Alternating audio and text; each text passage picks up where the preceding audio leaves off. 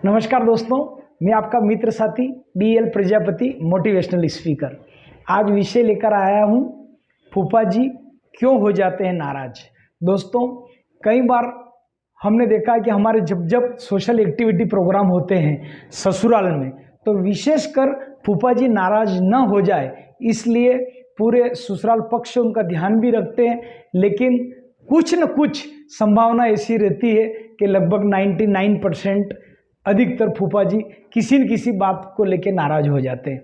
तो दोस्तों, फूफा जी से भी मैं इस वीडियो के अंदर कुछ बातें कहूँगा कि वो भी इस बात का ध्यान रखें कि ससुराल में ज़्यादा आंतरिक मामलों में हस्तक्षेप न करें, दखल न दे। जैसा वेलकम हो जाए, अच्छा, कमज़ोर, बहुत अच्छा, जैसा भी है उसको मैनेज करें, क्योंकि उस परिवार की आप बेटी लेकर आए हैं तो थोड़ा आपको भी ध्यान रखना है। और मैं इस वीडियो में कुछ फूफा साहब के जो साले वगैरह है उनसे भी मैं निवेदन करूंगा कि वो भी उनका थोड़ा पूछ परख उम्र के हिसाब से, उनकी सीनियरिटी के हिसाब से उनकी रखे, ताकि वो नाराज ना होए। तो दोस्तों, आइए वीडियो को आगे बढ़ाते हैं। तो दोस्तों, अधिकतर फूफा जी नाराज हो जाते हैं। नाराज के पीछे मुख्य कारण ये रहती है कि एक तो उनका उम्र दराज होना, दूसरी बात है कि उनका मतलब कहीं न कहीं मतलब जो है एक नई पीढ़ी आ जाती है, यानी फूफा जी के साले के बच्चे बच्ची, यानी कि उनकी पत्नी के भतीजे और भतीजी का आगमन हो जाता है। तो इस चक्कर में उनकी भी शादी हो जाती है। शादी होने के बाद क्या होता है कि जब भतीजी के जो घर वाले हैं यानी कि हस्बैंड है, तो फूफा जी हो गए पुराने दामाद, और भतीजी के मतलब उनके साले की लड़की के घर वाले हो गए नए दामाद। तो उनकी पूछ परख ज़्यादा होती, फूफा साहब की सीनियरिटी के हिसाब से थोड़ी कम हो जाती। तो फूफा जी को कहीं न कहीं लगता है कि उनकी जो है दाव प्रतिष्ठा खतरे में है या उनका मान सम्मान नहीं हो रहा है, तो वो नाराज हो जाते हैं। तो दोस्तों, हमको उनको नाराज नहीं करना है, क्योंकि उनके एक तो उम्र दराज, दूसरी बात है जितनी उम्र बढ़ती है उतना आदमी को सम्मान चाहिए, जोश, दांत मुंह में रहते नहीं है और जोश उनके अंदर ज़्यादा रहता है, गुस्सा पल पल में आता है। तो अपने को फूफा साहब को, ससुराल पक्ष वाले को, सभी को ध्यान रखना है। ध्यान में क्या होता है, फूफा साहब आपने भोजन ले लिया, नाश्ता ले ली, फूफा जी के चाय पानी जो 2-3 टाइम की लगती है, उनको कोई सेवादारी 1-2 छोड़ दिया जाए ताकि उनको टाइम टाइम पे चाय पानी वगैरह यह होती रहे। तो मुझे उम्मीद ही नहीं, पूरा विश्वास है कि फूफा जी नाराज नहीं होंगे। शुगर की गोली लीक नहीं फूफा जी, है ना, बीपी की है तो बीपी की लीक नहीं ली, थायराइड की चल रही हो, जो भी फूफा जी की गोली पानी वगैरह, वैसे बुआ जी को ध्यान रखना चाहिए। लेकिन चूंकि बुआ जी का भी वहाँ का हेड ऑफिस है, तो बुआ जी फुल फॉर्म में रहते हैं, तो बुआ साहब के फुल फॉर्म के कारण वो भी ध्यान नहीं दे पाते। तो उनके जो साले जी के बच्चे बच्ची है या साली जी, उनको थोड़ा सा ध्यान देके फूफा साहब को प्लीज़ कंट्रोल करें, क्योंकि उम्र दराज के हिसाब से कुछ गुस्सा उनका वाजिबी हो जाता है। तो दोस्तों, हम इस बात का याद रखें, बारात अगर जाए तो फूफा जी के लिए कोशिश करें कि उनको कार में बिठाया जाए, क्योंकि कई बार बोलते हैं फूफा जी बस में बैठ जाओ। अब फूफा जी की उम्र 55 से ज़्यादा ही रहते हैं लगभग फूफा आज के ज़माने में, तो 55 से ज़्यादा उम्र के कारण उनको सीट मिली नहीं मिली, पीछे की सीट मिली, फूफा जी कूदते हुए जाते हैं, कहीं कहीं उनका गोला खिसक जाए, उनको मान सम्मान प्रतिष्ठा को ठेस पहुँचती। इसलिए फूफा जी आपके घर के दामाद है, तो उनको कोशिश करें कि उनको कार में बिठाया जाए। बुआ जी तो एडजस्टमेंट कर लेंगे फिर भी, लेकिन फूफा जी को अगर कार में बिठाएंगे, फूफा जी को साफा वगैरह बांधना करना है, वहाँ पर जो रीति रिवाज है शादी ब्याह के, उनकी पूछ परख अगर रहेगी तो फूफा जी किसी कीमत में नाराज नहीं होंगे, खुशी खुशी से दोस्तों वो रहेंगे। तो उनका एक तो खान पान का आपको पूछना है, दूसरा उनके जो भी ड्रेस वगैरह है फूफा साहब आपने पहनी नहीं पहनी, इन पे ध्यान देना, उनको याद दिलाना है। थोड़ा सा पूछ परख अगर हो जाएगी ना, तो खुशी खुशी से आपको खूब खूब आशीर्वाद देके जाएंगे और फूफा जी इस वीडियो के बाद नाराज नहीं होंगे।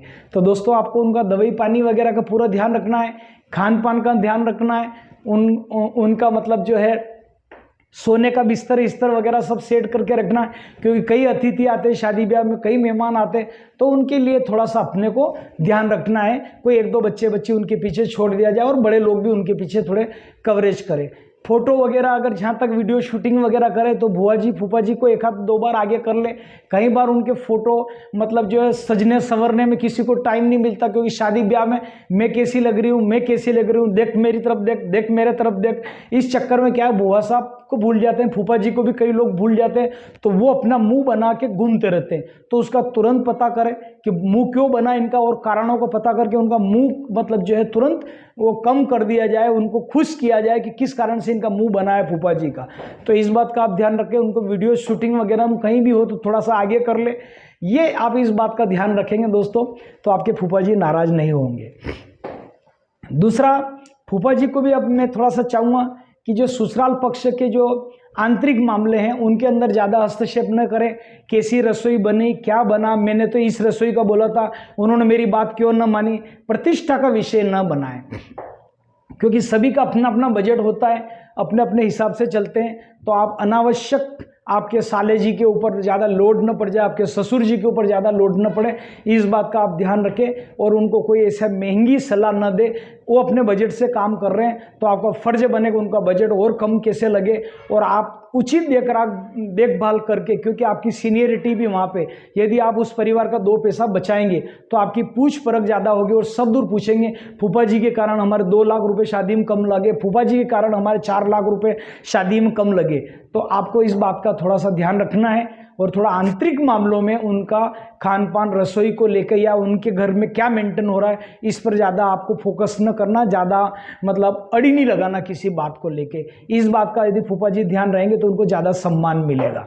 और विशेष करके मैं एक निवेदन और करूँगा कि राय ऐसी जगह दे जहाँ जरूरी चीज़ हो वहाँ राय दी जाए। जैसे मान लिया जाए आपकी ड्यूटी लगी है रसोई में, तो रसोई किस टाइप से बन रही है वहाँ आप ध्यान रखें। कहीं बेसन ख़त्म तो नहीं हो गया, पूड़ी का आटा ख़त्म तो नहीं हो गया, लकड़ी ख़त्म तो नहीं हुई, गैस की टंकी तो नहीं चली गई। इन चीज़ों पर फूफा जी विशेष फोकस रखें थोड़ा सा, है ना। कितने मेहमान आए, कितने गए, कितनों ने भोजन कर लिया नहीं किया, पत्तल दोने कम तो नहीं पड़े, वहाँ की मतलब जो समिति बनी हुई रहती है उसके ऊपर फूफा जी की निगरानी कर रहे। फूफा जी को लेबर टाइप काम नहीं करना है, लेकिन फूफा जी अगर पूरी तरह से अगर निगरानी रखेंगे, एक तीसरी आंख बन के जो कैमरे की रहेगी, तो दोस्तों फूफा जी भी पूजनीय हो जाएंगे।